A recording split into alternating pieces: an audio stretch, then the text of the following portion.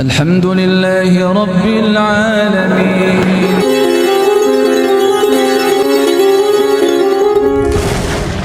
Seperti itulah memang perintah nabi-nabi sejak zaman dahulu. Terus apa yang diperintahkan oleh orang yang mengaku nabi itu kepada kalian, wahai Abu Sufyan? Jawabannya, watsruku ma yaqulu abaukum. Kalian tinggalkanlah apa-apa yang dikatakan oleh nenek moyang kalian.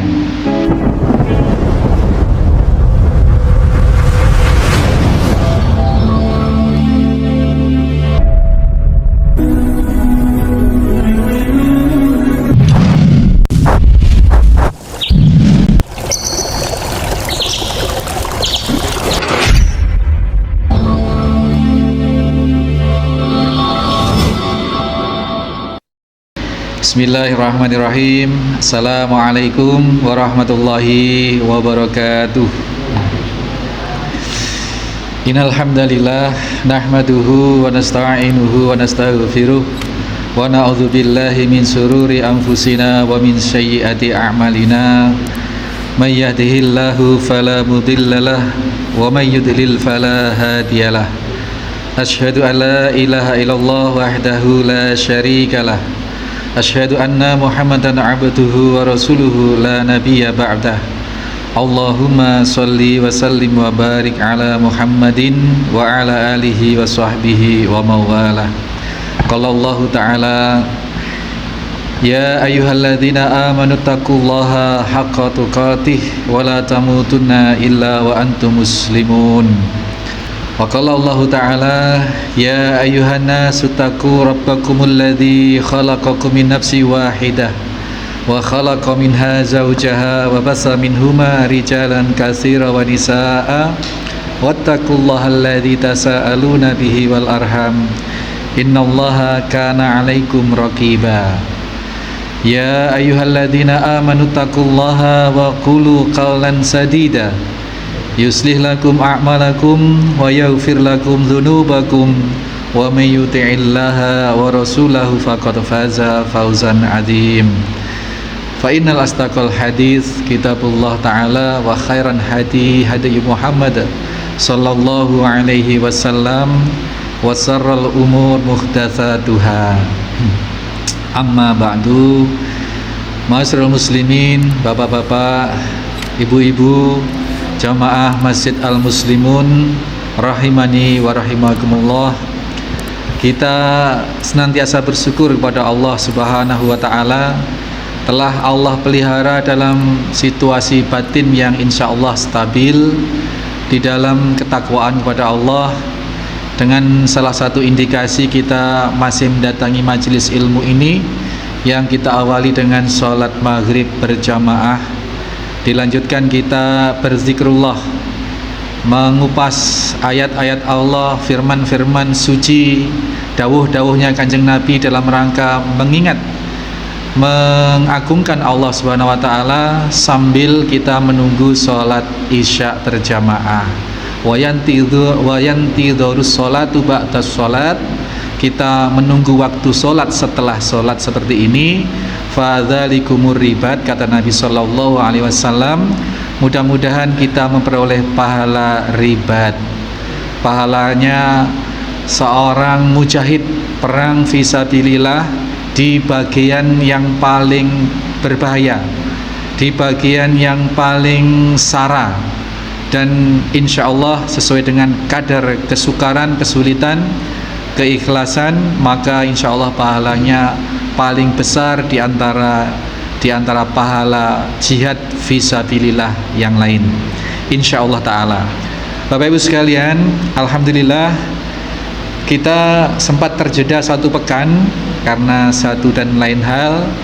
Kita masih akan meneruskan hadis yang ke-56 di bab as-siddiq ini, di mana pekan yang lalu kita baru bahas tentang sirah siapa itu yang bernama Abu Sufyan.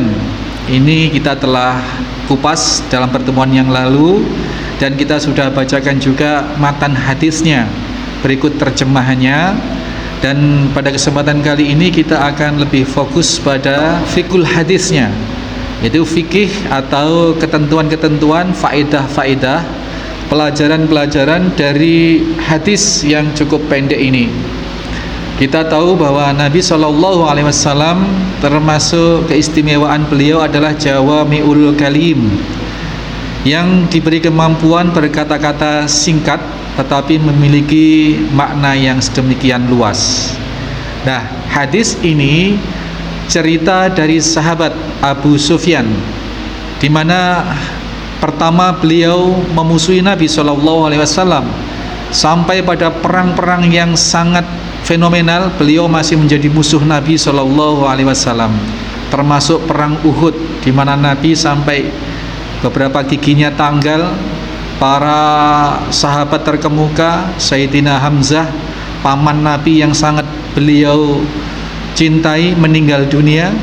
Sehingga dalam perkembangannya, Nabi ini kalau melihat pembunuh Sayyidina Hamzah, yakni Wasi, ini orang kafir yang saat perang Uhud berhasil melontarkan tombaknya ke dada Sayyidina Hamzah, kemudian terjadi kematian, dan jenazahnya ini oleh Hindun yang sudah sedemikian dendam kepada Sayyidina Hamzah, dibelahlah dada Sayyidina Hamzah, kemudian jantungnya sempat dikunyah dimakan.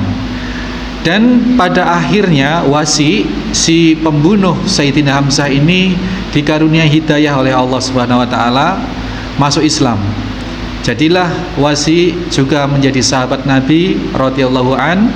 Dan sungguh pun demikian, dikala kebersamaan dengan Wasi ini, Nabi selalu masih ada rasa yang berat untuk bisa tulus melupakan atau mengikhlaskan atau melupakan kematian Sayyidina Hamzah, karena melihat sang pembunuh sekarang sudah menjadi sahabatnya.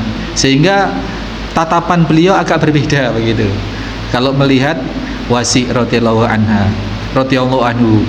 Nah, di antara musuh Nabi SAW di perang Uhud yang sedemikian fenomenal, yang nyaris membawa kehancuran pada pasukan kaum muslimin, adalah peran utamanya, tokoh utamanya adalah Abu Sufyan ini, yang sekarang hadisnya kita bahas.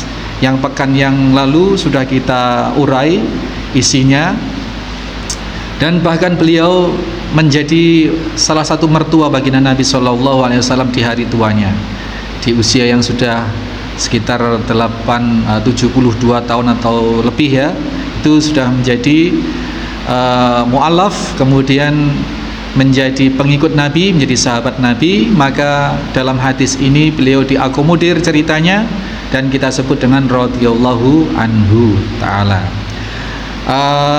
Qala, bahwasanya Sayyidina Hamzah, jadi hadis yang ketiga, kita mundur sebentar untuk membacakan matan hadisnya, isi hadisnya. An Abi Sufyan Sakhrah bin Harb radhiyallahu anhu fi hadits tawil, di dalam hadis yang panjang, fi kisyati Hirakal, yang saat berhadapan dengan Kaisar Heraklius atau Raja Hercules, Raja Syam waktu itu ya. Kalau sekarang mungkin Itali, waktu itu pusat kekuatan Romawi, superpower. Raja Heraklius berkesempatan berdialog dengan Abu Sufyan yang kala itu masih kafir dan masih sangat memusuhi Nabi SAW. Kemudian ditanyalah Abu Sufyan oleh Raja Heraklius ini dengan satu pertanyaan, famadza ya'murukum, yakni Nabi SAW, apa yang diperintahkan kepada kalian wahai Abu Sufyan? Ya, setelah diketahui Abu Sufyan ini adalah punya satu suku dengan Muhammad bin Abdullah, yang kala itu sudah tersebar kabar beliau mengaku nabi, dan yang memiliki kekerabatan terdekat di antara kafilah dari Mekah itu adalah Abu Sufyan. Kemudian dikonfirmasilah oleh Raja Heraklius, apa apa saja yang diperintahkan kepada kalian oleh orang yang mengaku nabi itu. Kemudian qala Abu Sufyan menjawab, qultu yaqul, bahwasanya aku menjawab, ubudullaha wahdahu la tusyriku bihi syai'an. Jadi isi perintahnya yang pertama, sembahlah Allah, kalian sembahlah Allah, dan janganlah kalian mempersekutukan Allah itu dengan sesuatu apapun. Itu dibenarkan oleh Heraklius. Itu ya, jawaban bahwasanya seperti itulah memang perintah nabi-nabi sejak zaman dahulu. Terus jawaban yang kedua, apa yang diperintahkan oleh orang yang mengaku nabi itu kepada kalian, wahai Abu Sufyan? Jawabannya, watsruku ma yaqulu abaukum. Kalian tinggalkanlah apa-apa yang dikatakan oleh nenek moyang kalian. Nanti kita kupas satu persatu.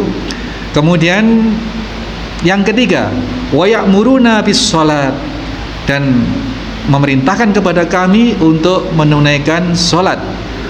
Wasidik, dan memerintahkan kepada kami untuk berlaku jujur, berkata jujur.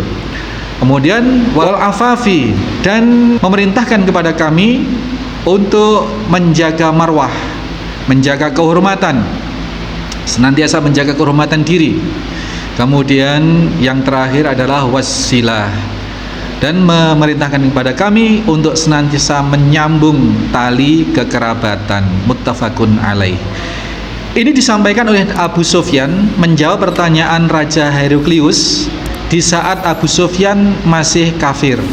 Jadi Abu Sufyan, kemarin sudah kita sebutkan bahwa di antara marwah orang Arab itu, meskipun dia masih kafir, orang Quraisy, orang Arab, itu adalah pantang berkata dusta. Kejujuran adalah satu kehormatan tertinggi yang diperjuangkan, yang dipegang oleh masyarakat Quraisy, masyarakat Mekah. Sehingga ketika Nabi dari kecil tidak pernah berdusta, beliau mendapatkan apresiasi yang sangat besar dari seluruh masyarakat. Karena anak ini, bocah ini, sedemikian dia bisa menggenggam kejujuran yang besar, kejujuran yang totalitas. Sehingga dikenallah beliau, Rasul ini sejak kecil sebagai Al-Amin, orang yang terpercaya. Inilah kemudian yang mendorong Abu Sufyan untuk berkata apa adanya kepada Heraklius tentang musuhnya, yakni Nabi SAW. Dalam riwayat yang lain dikatakan, seandainya saya tidak sungkan dengan teman-teman dari Mekah ini, tentu saya akan berbohong di hadapan Raja Heraklius. Tapi karena Abu Sufyan ini sangat gengsi kalau harus berbohong di hadapan teman-teman sesama pedagang dari Mekah itu, kafilah dari Mekah, maka dia mau nggak mau, suka tidak suka, terpaksa dia harus berkata apa adanya tentang apa yang diajarkan oleh Nabi SAW. Dari situlah kemudian Raja Heraklius membenarkan kenabian atau kerasulan Muhammad bin Abdullah, bahkan menyatakan bahwasanya seandainya aku mendapatkan kesempatan bertemu dengan dia, maka akan aku muliakan pertemuan itu. Nah, terus kemudian Raja Heraklius ini simpatik dan berniat masuk Islam sepertinya. Selain dia sudah konfirmasi ke sesama raja di negeri sekitarnya bahwa jawabannya seperti itu, dan dibenarkan oleh raja-raja yang lainnya bahwa benar, kalau seperti itu memang dia utusan Allah, dia utusan Tuhan. Maka semakin mantap Raja Heraklius ini untuk kayaknya ingin memeluk Islam. Lalu dia panggil semua punggawanya, semua pegawainya, pegawai kerajaan, semua pejabat kerajaan. Diumumkanlah, wahai, telah datang seseorang yang benar, yang diutus oleh Tuhan, begini. Maukah kalian mengikuti risalahnya? Begitu. Diajak masuk Islam, Pak. Anak punggawa-punggawanya ini diajak masuk Islam. Raja Heraklius yang ngajak. Tetapi di luar yang disangka oleh Raja Heraklius, punggawa-punggawanya ini menolak, bahkan akan mengancam akan mundur dari sebagai pejabat dan lain sebagainya kalau dipaksa harus masuk Islam. Dari situ kemudian Raja Heraklius ciut hatinya, kemudian membalikkan dalih bahwasanya Ya, tenang. Saya tidak bermaksud meminta kalian untuk masuk Islam atau mengajak kalian masuk Islam. Saya hanya menjajaki keimanan kalian terhadap agama yang lama kita. Akhirnya dibelokkan, Pak. Akhirnya aman, tidak jadi bubar kerajaannya. Padahal sebenarnya Raja Heraklius sedemikian ingin sepertinya. Tapi karena gengsi atau karena khawatir kehilangan pengikut, seperti halnya Abu Thalib, bagaimana beliau dibisikin untuk beriman kepada Nabi Shallallahu Alaihi Wasallam oleh Nabi, tetapi di telinga yang lain dibisikin setan-setan dari golongan para pengikut Quraisy yang masih memegang agama lama, agama Quraisy gitu. Maka karena tidak mau meninggalkan kaum yang masih musyrik, maka alhasil beliau Abu Thalib ini sampai meninggal dunia tidak menyatakan keislamannya, tidak bersyahadat. Raja Heraklius juga demikian, meskipun sudah sedemikian berupaya masuk Islam dengan mengajak seluruh punggawanya, tetapi ditolak dan kemudian dia juga tidak masuk Islam sampai akhir hayatnya. Ini cerita dari hadis yang dibawakan oleh Abu Sufyan.